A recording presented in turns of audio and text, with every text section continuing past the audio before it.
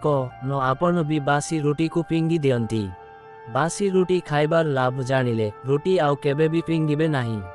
बंधुगण आमे समस्ते प्रायतः रातिरे खाइबा पाई रुटी प्रस्तुत करिथाउ। खाइसारिबा परे अनेक समयरे किछि रुटी बळी जाइथाए। सकाळकु जहा बासी रुटी होई जाइथाए।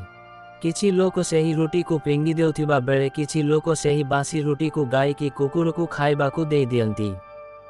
हेले बंधुगण आजी आमे आपनकु बासी रुटी खाइबार जेउ आश्चर्य करिदेबा भरी फायदा विषय कहिबाकु जाउछु। ताहा सुनिला परे आपण आउ रातिर बळी जाइथिबा बासी रुटी को केबे भी फोपाडिबे नाही। बंधुगण आजिकाली बहुत लोकंक ठारे मोटापण भरी समस्या देखिबाकु मिलुछि। जेउ समस्या की पूर्वकालर लोकंक ठारे प्रायतः देखिबाकु मिलु नथिला। कारण सेमाने रातिर रहि जाइथिबा बासी रुटी को सेवन करुथिले, जहा द्वारा तांको पेट सुस्थ रहिबा सह बड़ पेट मध्य हेउ नथिला। सकाळे बासी रुटी खाइबा द्वारा भोजन ठीक भावे हजम हेबारे एहा साहाय्य करिथाए एवं स्वास्थ्य उपरे भल प्रभाव पड़िथाए। तेबे बासी रुटी को जेमिति इच्छा सेमिति खाआंतु नाही।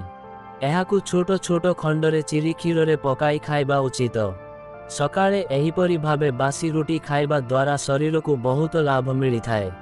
बासी रुटी खाइबा द्वारा केबे भी पेटजनित समस्या देखा दिए नाही एवं पूरा दिनटी आपणक शरीर ऊर्जारे भरपूर रही थाए।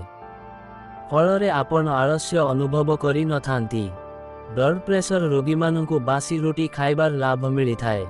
प्रतिदिन क्षीर बासी रुटी खाइबा द्वारा ब्लड प्रेशर नियंत्रण रे रही थाए और एथि संबंधित समस्त समस्या दूर होई थाए।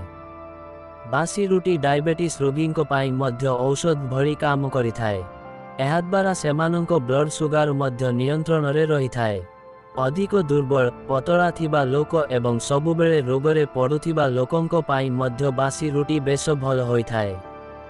एहा द्वारा शारीरिक शक्ति बढ़िबा सह रोग प्रतिरोधक शक्ति बढ़ी थाए। बासी रुटी रे विटामिन प्रोटीन और फाइबर भरी रही थाए।